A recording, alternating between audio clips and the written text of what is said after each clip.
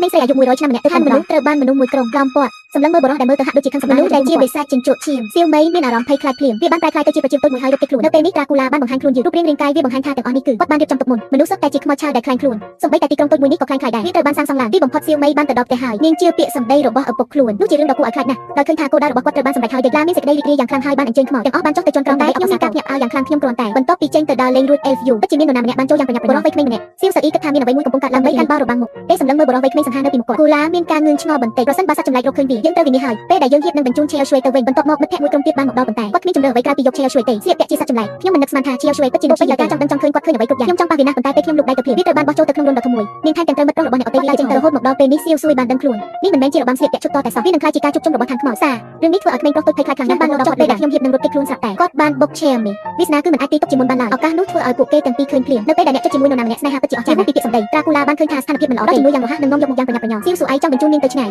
ប៉ុន្តែធ្វើឲ្យមនុស្សគ្រប់គ្នាភ្ញាក់ផ្អើលទីកែឡាពិតជាបានធ្វើវានៅលើដីរបស់គាត់ខ្ញុំបានវិញផ្លូវនៅតាមផ្លូវមិនមែនដោយចៃដន្យទេដែលកំពុងងូតទឹកគឺជាអ្នកដែលចូលទៅក្នុងអាងទឹកហើយលោកគេរបស់ចៃឆ្កេពោពេញដោយបន្ទុកព្រំវងបានត្រឡប់ទៅសាវិញហើយសៀវមីបានរកឃើញវាលើកនេះគ្មានវិធីផ្សេងទេដូច្នេះអនុញ្ញាតឲ្យ Chell Shui បន្តដើរតួជាសត្វចម្លែកតែមិននឹកស្មានដល់សៀវស៊ុយពិតជាកណ្ដុរវង្វេងវាគ្រាន់តែរងឆាកនោះពោពេញដោយភាពរំភើបតើសត្វចម្លែកធ្លាប់រឿងបែបនេះណែណាលេងពីរោះណាស់ចាក់ភ្លាមបរិះវ័យក្មេងសង្ហានៅលើទីលានបានឈ្នះលើអ្នកកំពុងចែកចាយមេក៏បានខ្លាចជារបស់បងប្រុសស្រីតូចឃើញសត្វចម្លែកនៅក្បែរគាត់ខ្លាំងពេកក៏អស់សង្កត់និយាយគ្នារួចក៏ដកដៃចេញភ្លាមក្តារស្គីតូចមួយកំពុងបង្ហាញនៅចំកណ្ដាលក្រោកឡើងនាងបានខ្លាចជាម្ដងទៀតបរិះសង្ហាបំផុតនៅក្នុងតំបន់ទាំងមូលសត្វចម្លែកបានឃើញអ្វីមួយដែលថ្មីណាស់រดับក្មេងលេងទាំងនោះត្រូវបានគេស្វែងរកនិងលេងដោយអន្ទះសារ Chell Shui និង Chell Mi បានចាប់ផ្ដើមប្រយុទ្ធពួកគេបានប្រយុទ្ធគ្នារបស់ Dracula បានផ្លាស់ប្ដូរនៅពេលឃើញយន្តបានផ្លាស់ប្ដូរហើយទឹកអាងក៏ត្រូវបានចាក់ចូលដាក់ទោះវាត្រូវបានសម្អាតរួចហើយប៉ុន្តែដោយគិតថា Chell Shui នៅតែត្រូវសម្ដែងការមុតទឹក Dracula ពិតជាគួរឲ្យចាប់អារម្មណ៍ណាស់នោះជាលើកទី6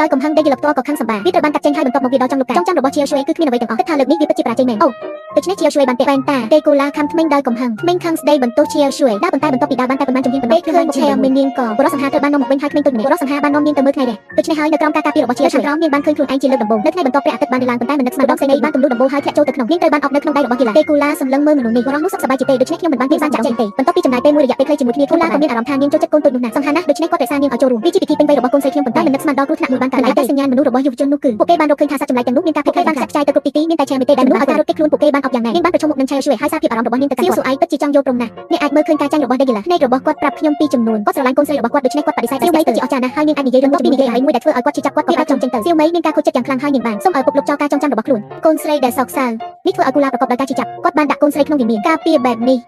គឺមិនត្រឹមត្រូវទេដើម្បីសុខភាពរបស់កូនស្រីគាត់សម្រាប់ចិត្តយកបរិះក្មេងមកវិញហើយហៅមិត្តរបស់នាងទៅកាន់ព្រលានយន្តហោះសូមជួយចុច follow និងឲ្យបេះដូងម្នាក់មួយដើម្បីទទួលភាពបន្តរឿងល្អមើលច្រើនទៀតចង់មើលរឿងអីជួយ comment មកណា